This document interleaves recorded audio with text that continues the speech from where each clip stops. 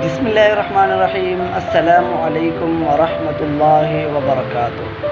آپ صلی اللہ علیہ وسلم کی ولادت سعادت سے پہلے برکات کا ظہور۔ جس طرح صبح صادق کی عالمگیر روشنی آفتاب سے پہلے اور پھر شفق سرخ دنیا کو طلوع آفتاب کی بشارت دیتی ہے، اسی طرح جب آفتاب نبوت کا نور طلوع ہونے کے قریب ہوا تو اطراف عالم میں بہت سے ایسے واقعات ظاہر کیے گئے جو آپ صلی اللہ علیہ وسلم کی تشریف آوری کے خبر دیتے تھے۔ آپ صلی اللہ علیہ وسلم کے اس واقعات کو محدثین اور مورخین کی اصطلاح میں ارہاسات بھی کہا جاتا ہے۔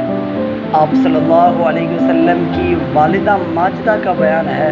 کہ جب آپ صلی اللہ علیہ وسلم ان کے بطن میں بھی صورت حمل مستقر ہوئے تو انہیں خواب میں بشارت دی گئی، وہ بچہ جو تمہارے حمل میں ہے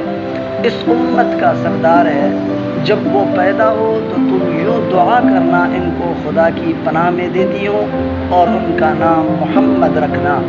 آپ اور فرماتی ہے مزید کہ آپ صلی اللہ علیہ وسلم کے حمل میں رہنے کے بعد میں نے ایک نور دیکھا